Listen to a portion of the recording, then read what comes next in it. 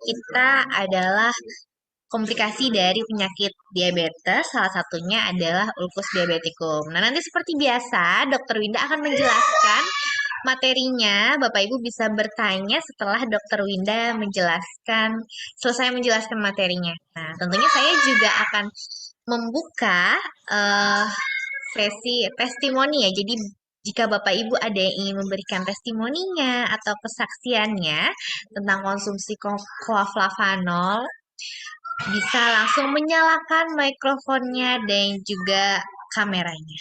Baik, kita coba tes dulu ya, panggil ya. Dokter Winda, halo dok.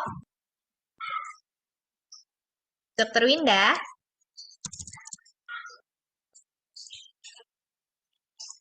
Dokter Winda. Hai, Halo dok, oke. Suara saya nggak putus-putus ya dok ya? putus-putus sih kalau di aku ya. Oh gitu, oke oke, baik-baik.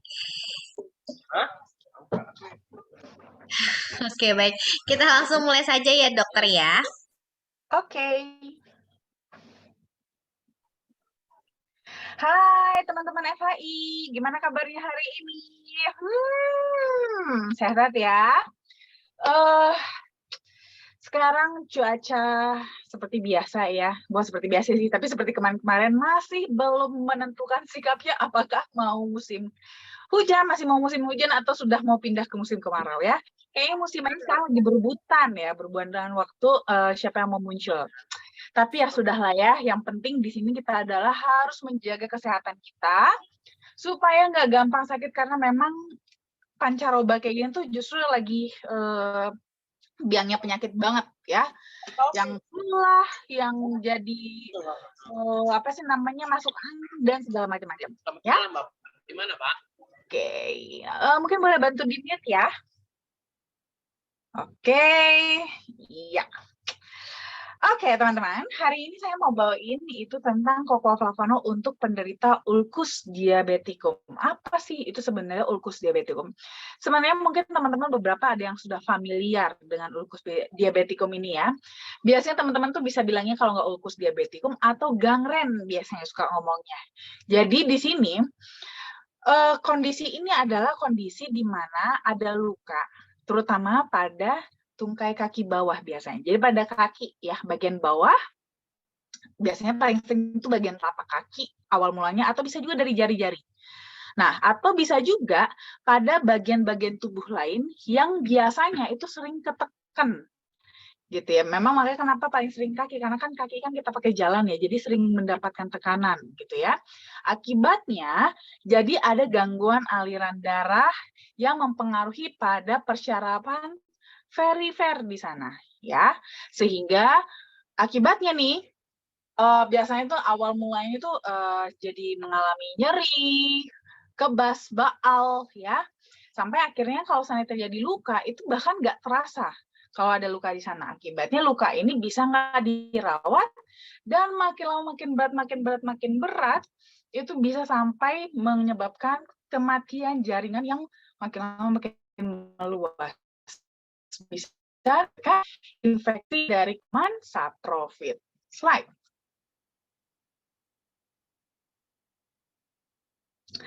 Nah, sebenarnya kalau teman-teman biasanya familiar itu gangren itu ya, atau ulkus diabetikum itu, biasanya kalau udah yang sampai udah hitam membusuk, yang kata dokter udah tinggal diamputasi aja.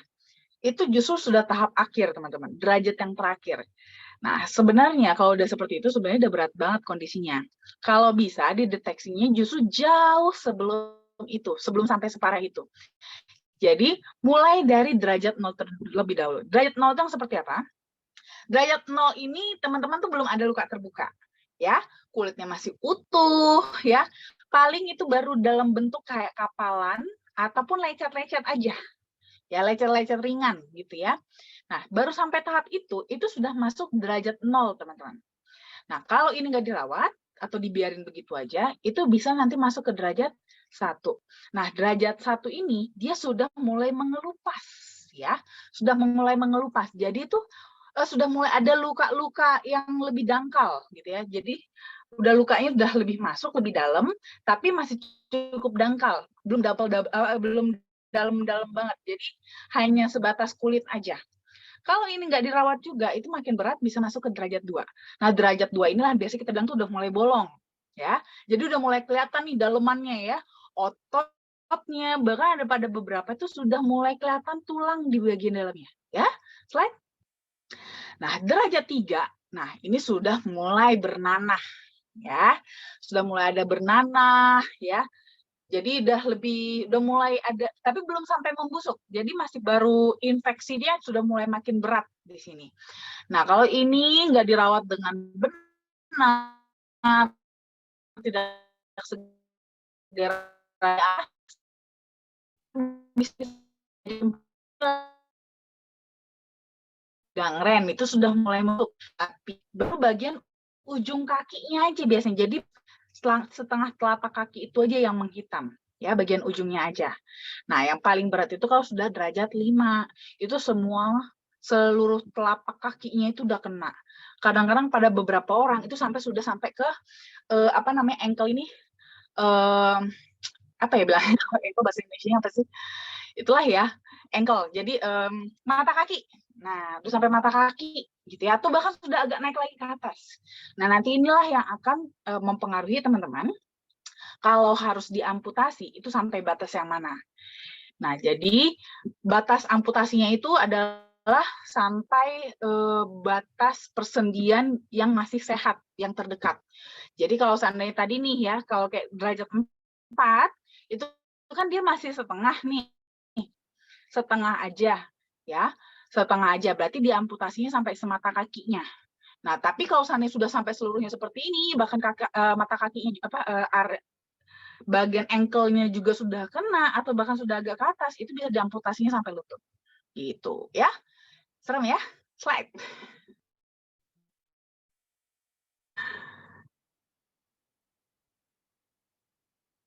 Nah, sebenarnya kenapa sih bisa sampai ke arah sana?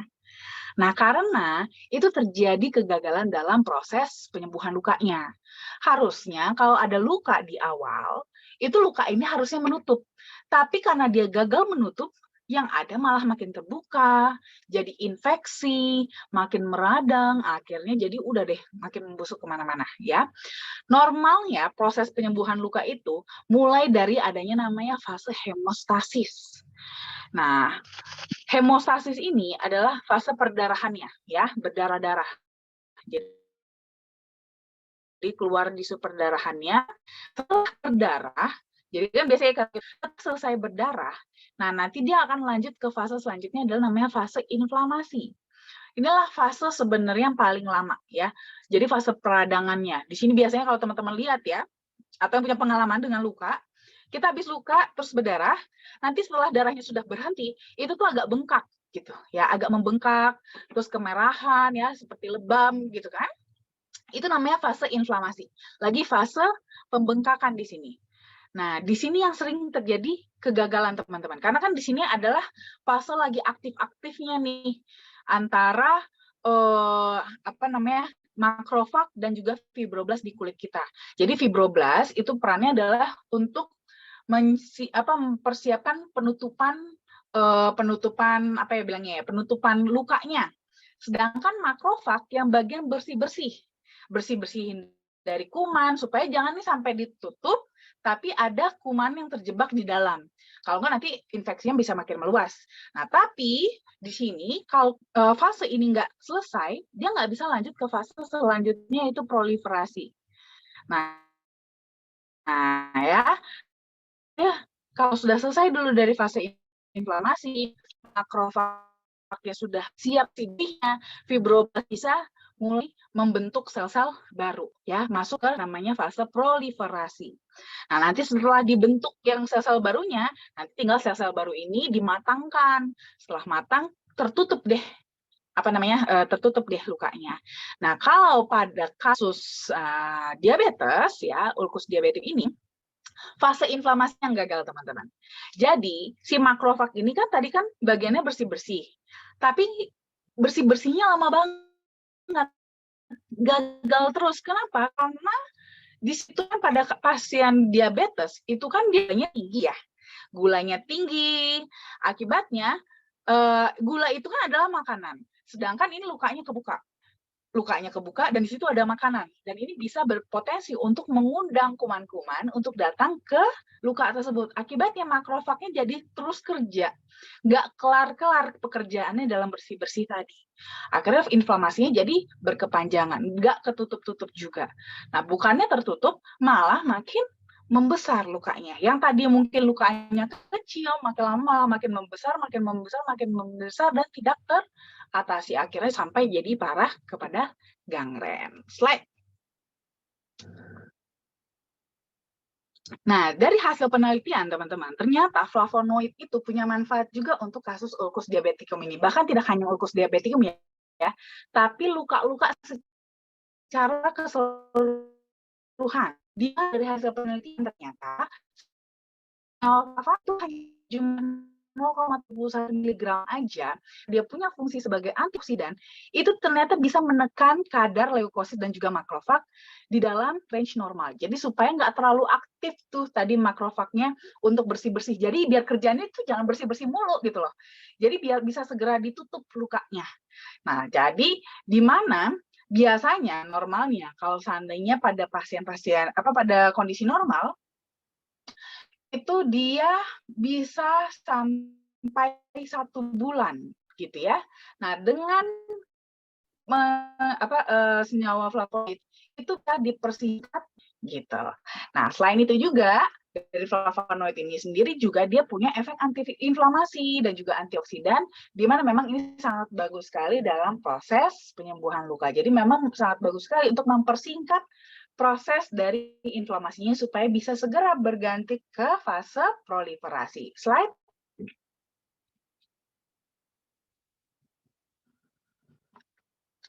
Nah, selain itu juga, di sini flavonoid juga melibatkan peran dan fungsi dari nitric oxide terutama dalam proses penyembuhan lukanya ya.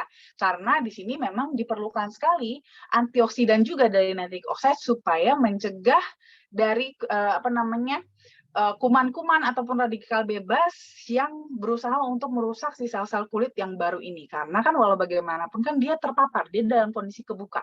Jadi membutuhkan penjaga-penjaga supaya yang baru-baru nanti, yang baru-baru dibikin nih sel-sel kulit yang baru ini, ya itu jangan rusak oleh dari luar gitu ya. Dan itu juga flavonoid juga bisa membantu untuk meregulasi metabolisme kolagen supaya semakin aktif dalam memproduksi sel-sel baru.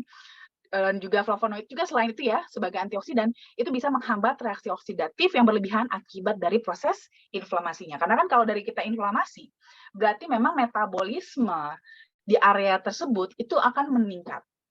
Dan jangan lupa, metabolisme itu tidak hanya menghasilkan panas, makanya kalau kita pegang panas ya kalau lagi radang, tapi juga dia mempunyai ampasnya adalah radikal bebas. Dan radikal bebas ini malah bisa berpotensi untuk merusak sel-sel lain.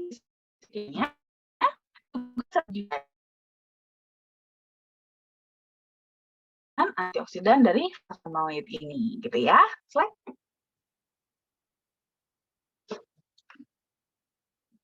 Slide. Nah, jadi memperkenalkan nih produk kesayangan kita yaitu flavanol original dan sweet. Slide lagi.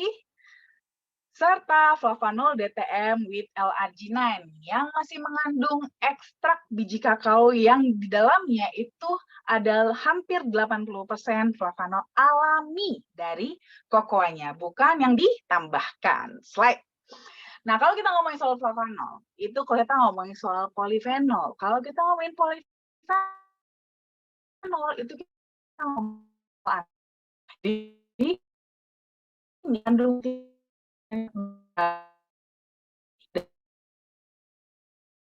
dan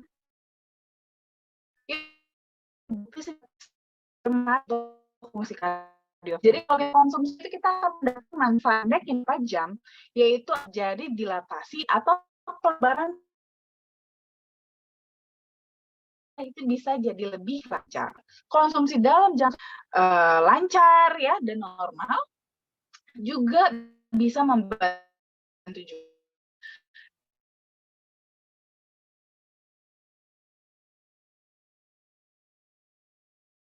ya, menyeimbangkan yang berlebih ditekan, yang kurang ditingkatkan, dan juga protecting, yaitu untuk melindungi dari bahan-bahan perusak dari luar. Cuman untuk mendapatkan kandungan ini juga nggak mudah ya untuk dapat yang tinggi. Kalau dapat yang sedikit-sedikit doang, siul-siul doang gampang ya. Tapi kalau mau dapat kadarnya yang tinggi itu nggak gampang karena perlu metode ekstraksi yang tepat agar flavonolnya tidak rusak pada proses pengolahannya. Slide. Selain flavanol, juga ada kandungan yang namanya arginine, ya, di mana arginine ini dia adalah sebuah asam amino esensial yang dibutuhkan tubuh kita untuk memproduksi protein. Nanti dipakai untuk pembentukan sel, ya, regenerasi sel. Biasanya kita dapat arginine ini dari makanan kita sehari-hari, ya, bisa dari daging merah, daging ayam, daging ikan, produk olahan susu, atau kacang-kacangan juga bisa ya, seperti kacang kedelai, gandum utuh, ataupun kacang-kacangan lainnya. Nah, cuman kadang-kadang kita makan dari sini aja juga nggak cukup. Karena masalahnya kalau kita mau mencukupi hanya dari ini, dari makanan kita sehari-hari, yang kita dapatkan nggak hanya L-arginine aja. Mungkin L-arginine bisa cukup, tapi yang lain-lainnya jadi kelebihan ya, seperti lemak atau kolesterolnya ataupun asam uratnya malah jadi berlebihan gitu ya, jadi serba salah gitu ya. Slide.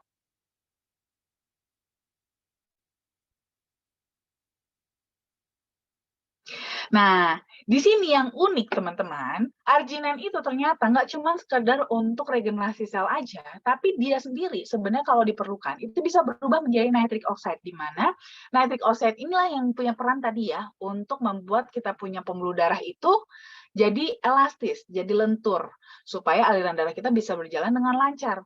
Cuman kadang-kadang kalau umpamanya kita punya pembuluh darah itu rusak, ya apalagi pada kasus diabetes ya, itu aliran darahnya atau pembuluh darahnya itu tuh sudah mulai rusak. Akibatnya produksi nitric oxide-nya itu bisa kurang. Makanya nanti biasanya berakhir dengan pembuluh darah yang kaku. Nah, ini untuk sementara bisa digantikan oleh arginine. Jadi arginine yang akan berubah menjadi nitric oxide supaya kita punya pembuluh darah itu bisa lancar dulu gitu ya, bisa lentur dulu. Sambilan nanti kita punya pembuluh darah mulai diperbaiki agar bisa memproduksi nitric oxide-nya secara mandiri. Nah, selain itu juga arginine juga punya peran lain dalam merangsang pelepasan hormon seperti hormon pertumbuhan untuk anak-anak, hormon insulin untuk yang diabetes, dan juga senyawa-senyawa lain di dalam tubuh. Slide. Lalu kita juga sudah punya studi klinis yang bahkan sudah dipatenkan ya di sini untuk yang berhubungan dengan kita punya topik hari ini adalah untuk kulit, di mana dari hasil studi klinis itu ternyata ditemukan ekstraksi kokoa bermanfaat untuk kesehatan kulit kita, termasuk di sini untuk perbaikan struktur kulit, meningkatkan elastisitas, mengurangi garis halus, dan juga meningkatkan kelembaban. Jadi nggak semata-mata harus luka dulu baru diperbaiki, tapi untuk yang mikro-mikro, ya, mikro-mikro juga bisa diatasi gitu sehingga kita punya kulit lebih sehat dan juga lebih kuat. Slide. Nah, tadi kan saya sempat bilang ya, kalau untuk ekstraksi flavanol itu biasanya untuk ekstraksi coklat ya atau kokoa itu biasanya tuh malah cenderung merusak flavanolnya gitu, sehingga pada bentuk akhirnya itu malah kadar flavanol yang didapatkan itu bisa sedikit sekali atau bahkan sampai nggak ada. Nah, di sini produsen kita yaitu Berry Callebaut sudah mempatenkan metode ekstraksi yang mereka gunakan, di mana metode ini tidak hanya untuk membuat, tidak semata-mata untuk membuat coklat yang enak, tapi untuk membuat coklat yang sehat dengan kandungan flavanol yang tinggi. Dan di sini sudah terbukti bahwa proses yang mereka gunakan itu bisa mempertahankan hingga 80% kadar flavanol yang ada secara alami dibandingkan dengan proses pembuatan coklat yang konvensional. Slide. Lalu kita juga sudah dapat scientific opinion dari EFSA atau European Food Safety Authority, di mana di sini kita sudah bisa mengklaim manfaat produk kita bahwa cocoa flavanol ini memang dapat membantu memelihara elastisitas pembuluh darah yang nantinya akan memberikan kontribusi yang baik dalam mendapatkan aliran darah yang lebih normal. Slide. Nah, jadi buat teman-teman yang mau konsumsi, itu bisa konsumsi yang original maupun sweet, itu bisa 5 gram sehari untuk memenuhi kebutuhan tubuh akan flavanol. Tapi kalau buat yang diabetes, atau bahkan sudah punya ulkus diabetikum, ataupun sudah memiliki uh, komplikasi-komplikasi diabetes yang lain, itu bisa mengkonsumsi minimal 15 gram setiap hari. Ya, buat yang ada luka, bisa juga dibantu dengan menaburkannya ke lukanya. Tapi harus bersih ya, jangan lupa harus dibersihkan juga ya. Slide. Atau bisa juga konsumsi yang DTM with L-arginine. Nah, ini bisa teman-teman konsumsi 1 saset per hari untuk maintenance atau 2 saset per hari untuk booster. Buat yang diabetes bisa mengkonsumsinya 3 saset per hari ya.